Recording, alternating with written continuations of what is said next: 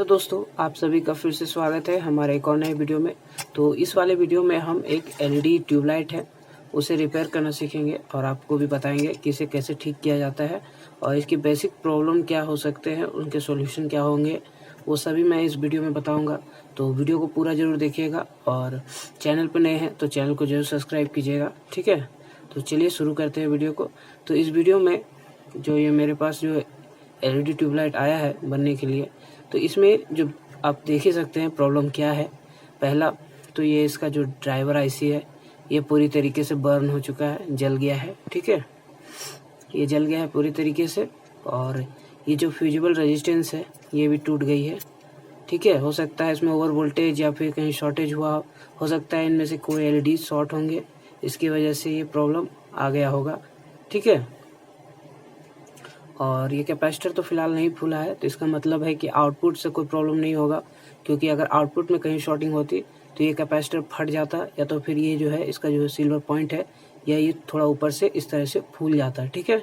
तो ये जो है ये आउटपुट से प्रॉब्लम नहीं है, ये प्राइमरी सेक्शन से ही प्रॉब्लम है। जब ये ब्रिज डायोड जो है वो लीक हो गया होगा तो एसी करंट डायरेक्ट इस ड्राइवर आईसी पे गई होगी, इसकी वजह से ये भी बर्न हो गया और ये फ्यूज़ और ये एमओपी भी बर्न हो चुकी है, पूरी तरीके से जल गई है और शॉर्टेज है।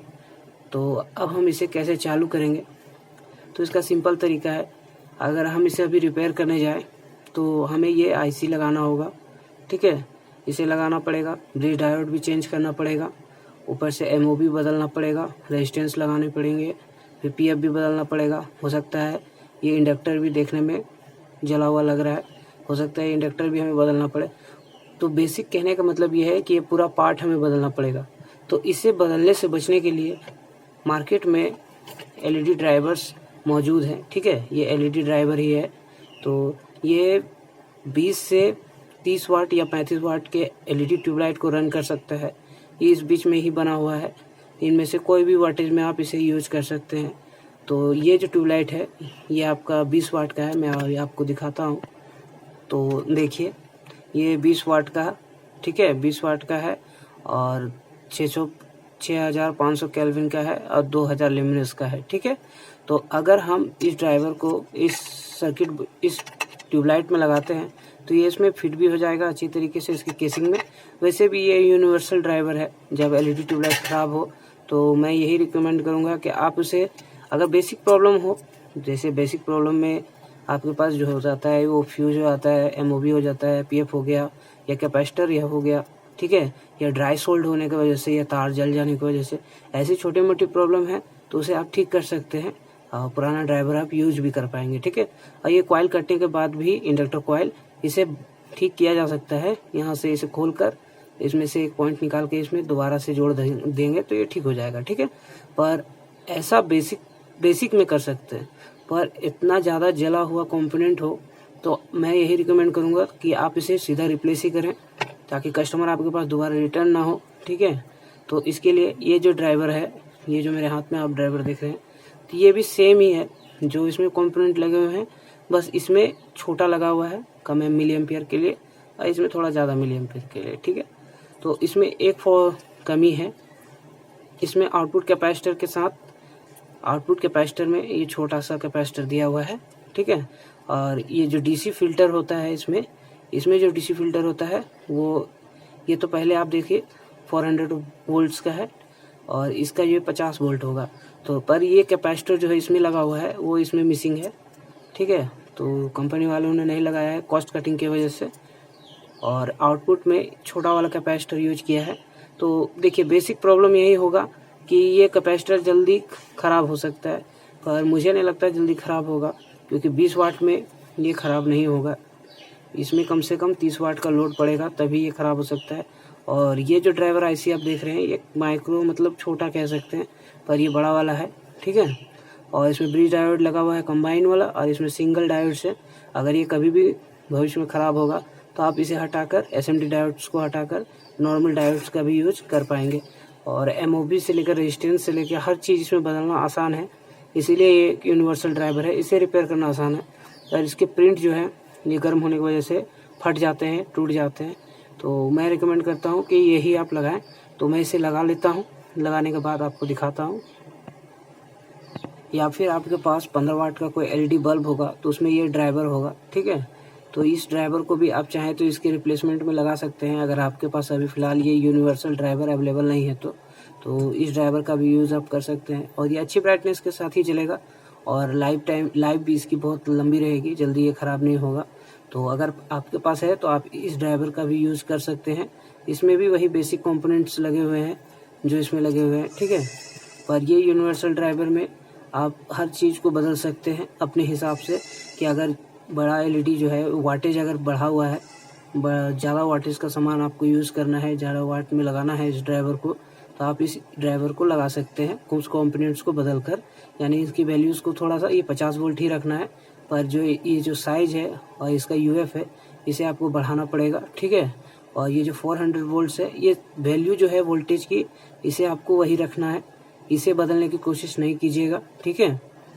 भले आप कैपेसिटर के साइज़ को बदल सकते हैं पावर के लिए, पर वोल्टेज को आप बदल नहीं सकते, नहीं तो ये फट सकता है।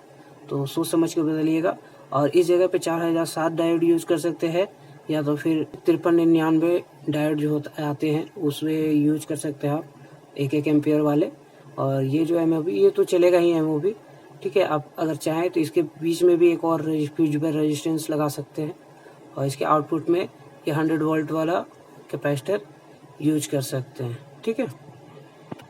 तो इस वाले सोल्डरिंग आयरन का तो रिव्यू मैं पहले ही दे चुका हूँ, 60 वाट्स का है सोल्डरिंग आयरन है, ठीक है। ये जो वाइट वाला वायर आप देख रहे हैं ये आपका नेगेटिव वायर है, ठीक है। और ये जो रेड वाला है ये पॉजिटिव है, आउटपुट जो बोल रहा हूँ मैं, आउटपुट। तो इसका भी नेगेटिव हम निकाल लेते हैं। ये मैंने इसका नेगेटिव निकाल लिया, ड्राइवर का मतलब LED का नेगेटिव है, तो इस नेगेटिव को हम इस नेगेटिव पे सोल्ड कर देते हैं। अगर आपको प्रॉपर सोल्डिंग करनी नहीं आती तो कमेंट जरूर कीजिएगा, मैं इसके ऊपर भी एक डेडिकेटेड वीडियो बनाऊंगा ताकि आप अच्छे से सोल्डिंग करना भी सीख सकें। क्योंकि इलेक्ट्रॉनिक्स के फील्ड में आपको सोल्डिंग करना भी आना चाहिए, क्योंकि अगर फाइन सोल्डिंग नहीं होगी तो हो सकता है कि आने वाले समय में कोई फॉल्ट क्रिएट हो जाए। इसीलिए प्रॉपर सोल्डिंग करना भी सीखिए, प्रैक्टिस ज़रूरी है। अगर आपके पास सोल्डिंग आयरन है तो प्रैक्टिस करते रहिए और रिपेयर करते रहिए, ठीक है। तो प्रॉपर सोल्डिंग कीजिएगा ताकि ये प्रिंट यहाँ से उखड़े नहीं या हटे नहीं। और इसे लगा लेने के बाद, ठीक है, उसे अच्छे से साफ़ कर लीजिएगा और देख लीजिएगा कि कोई प्रिंट कहीं से शॉर्ट तो नहीं है। तो देख सकते हैं ये V+ है और ये V- है, मैंने V+ और V- पे से कनेक्ट कर दिया, ठीक है। अब ये जो आउटपुट वाला वायर आप देख रहे हैं तो ये वायर ख़राब नहीं है, इसे भी हम यूज कर सकते हैं, तो हम इसे यूज़ करेंगे।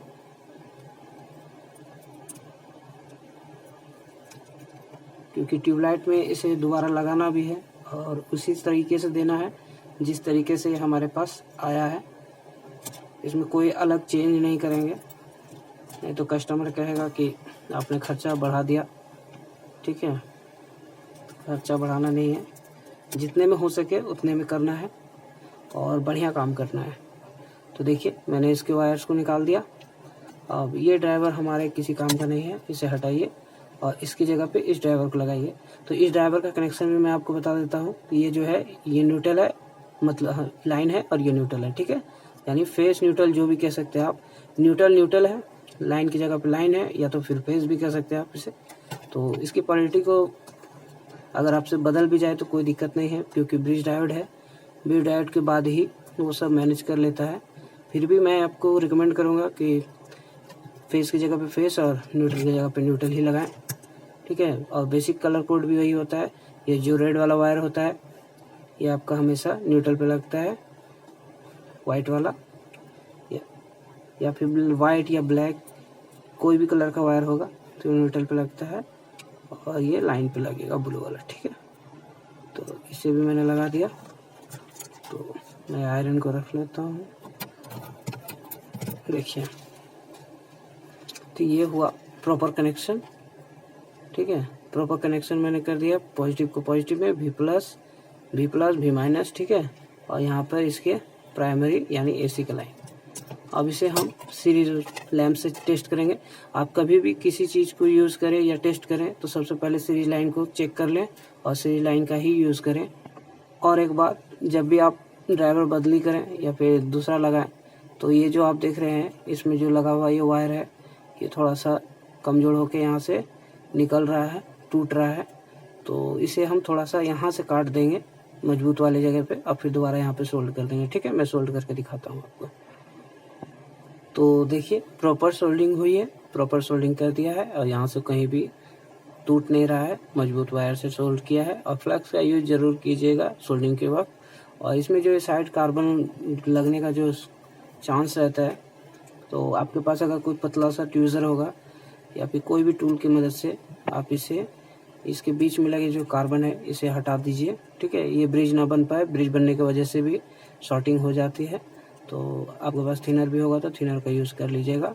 और अभी फ़िलहाल हम चेक कर रहे हैं ये काम करेगा या नहीं। तो चलिए इसे चेक करते हैं। हमारे पास एक सीरीज बल्ब है, ठीक है, सीरीज लाइन जिसे आप कह सकते हैं। और इसे मैं इसमें आपको टेस्ट करके दिखाता हूँ। और ये जो दोनों पॉइंट है इसके, ठीक है, तो ये 100 वाट वाला सीरीज है, देख सकते हैं ये सीरीज है। और इस सीरीज में मैं इसे लगाता हूँ कुछ इस तरीके से।